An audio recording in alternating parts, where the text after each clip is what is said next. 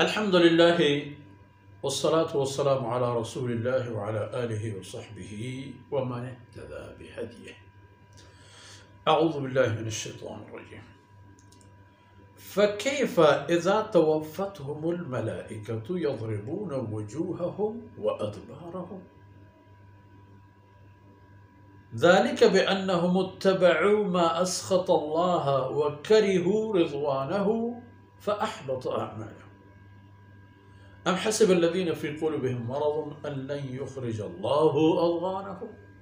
سبحانك لا علم لنا إلا ما علمتنا إنك أنت العليم الحكيم. رب اشرح لي صدري ويسر لي أمري واحلل عقدة من لساني يفقه قولي واجعل لي وزيرا من أهلي رب زدني علما وارزقني فهما.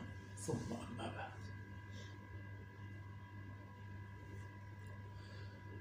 گرامی قدر بھائیوں، بہنوں اور پیارے بچوں، جو لوگ حقیقت اور ہدایت کو دیکھنے اور سننے اور سمجھنے کے بعد اسے قبول نہ کرے اور اللہ کے رسول کی خدمت سے اور دین کے ان فرمودات اور دائرے سے واپس نکل جائے تو ان کی کیا حالت ہوگی؟ فَكَيْفَ اذا توفتهم الملائکہ، اس وقت ان کی کیا حالت ہوگی جب ملائکہ کرام ان کے روح لینے کے لیے آئیں گے، انہیں موت دینے کے لیے آئیں گے، اور وہ ملائکہ کرام آتے ہی ان کو مارنا بھی شروع کریں گے۔ یعنی انسان کا المیہ یہ ہے کہ جب تک صحت مند ہے اور روح و جسم کا تعلق اور رشتے برقرار ہیں، اپنے آپ کو بہت کچھ سمجھتا ہے، لیکن کوئی بھی نہیں ایسا کہ اسے موت سے واسطہ نہ پڑے، وہ تو ہے۔ اب مسئلہ یہ ہے کہ جن کے لیے موت کا موقع آئے گا، ان کفار میں سے آتے ہی تکالیف کا لامتناہی سلسلہ، ختم نہ ہونے والا سلسلہ شروع ہوگا۔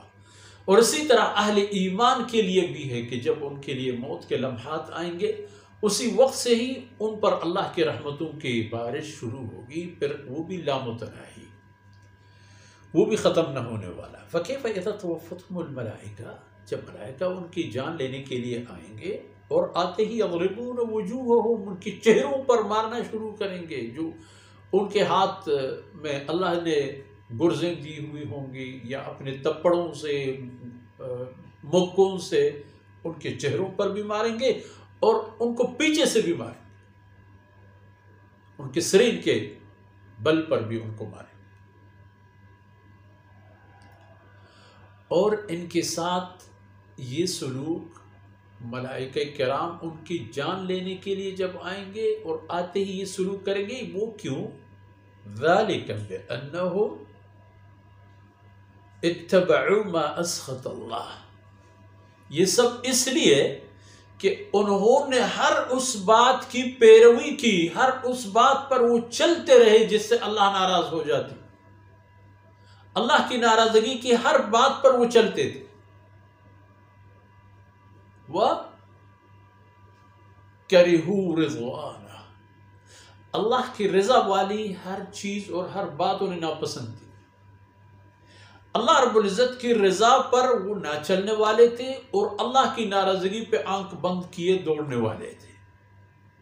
ہر معاملے میں جو اللہ اور اس کے رسول کے فرمودات ہوتے وہ ٹکرا دیتے، اور جو شیطان کی پسندیدہ بات یا عمل ہوتا اسے سینے سے لگاتے۔ نتیجہ یہی ہوا کہ ملائکہ کرام آتے ہی انہیں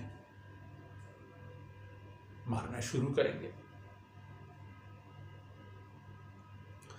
اور ویسے بھی آگے چل کر ان کے اس عمل کا کیا انجام ہوگا، یہ تو موت کے لمحے کا صورتحال ہے۔ آگے کیا ہوگا؟ فرمایا فَأَحْبَطَ أَعْمَالَهُمْ، ان کے تمام وہ اعمال خیر جو عموماً قیامت کے دن کام آئیں گے، مرنے کے بعد مفید ہوں گے، وہ سب ناکارہ کر دیے جائیں گے۔ اللہ نے سب کو ناکارہ کر دیا، کیوں؟ اللہ کی نافرمانی اور شیطان کی اطاعت کی بنیاد پر۔ اور یہ منافقین کیا سوچتے ہیں، کیا سمجھتے ہیں؟ ام حسب الذین فی قلوبہم مرض، کیا سوچا ہے؟ کیا سوچا ہے ان لوگوں نے جن کی دلوں میں نفاق کی بیماری ہے؟ نفاق دراصل ایک مرض ہے، ایک بیماری ہے۔ اب جو لوگ نفاق کے مرض میں مبتلا ہیں، انہوں نے کیا سوچا ہے، کیا خیال ہے ان کا؟ اللہ یخرج اللہ اضغانہم، اللہ رب العزت ان کی دلوں کے اندر اسلام اور اہل اسلام کے لیے جو نفرت انہوں نے پالے ہیں، اللہ رب العزت ان کو ظاہر نہیں کریں گے؟ ان کی یہی سوچ ہے، یہ سمجھ رہے ہیں؟ اگر یہ ہے تو اس حماقت سے وہ نکل جائیں۔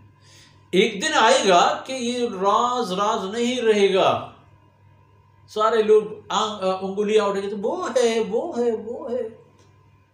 اس دن سے پہلے انہیں توبہ کرنا چاہیے۔ تو اندازہ ہو گیا کہ اللہ کی اطاعت میں کیا رکھا ہے اور اللہ کی نافرمانی میں کیا رکھا ہے۔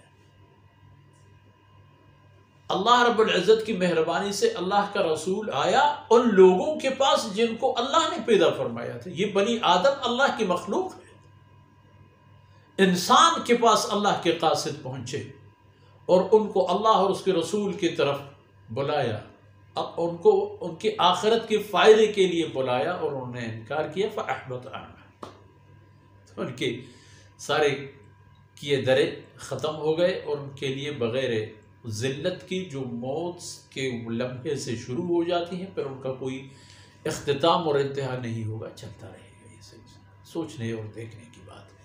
ان معروضات کے ساتھ ہی آج کی باتیں اختتام پذیر ہوتی ہیں۔ اللہ رب العزت کوتاہیوں سے درگزر فرمائے اور جو کچھ عرض کیا گیا میرے اور آپ کی نیکیوں میں حساب ہو جائے۔ وصلی اللہ علی نبینا محمد وعلی آلہ وصحبہ اجمعین۔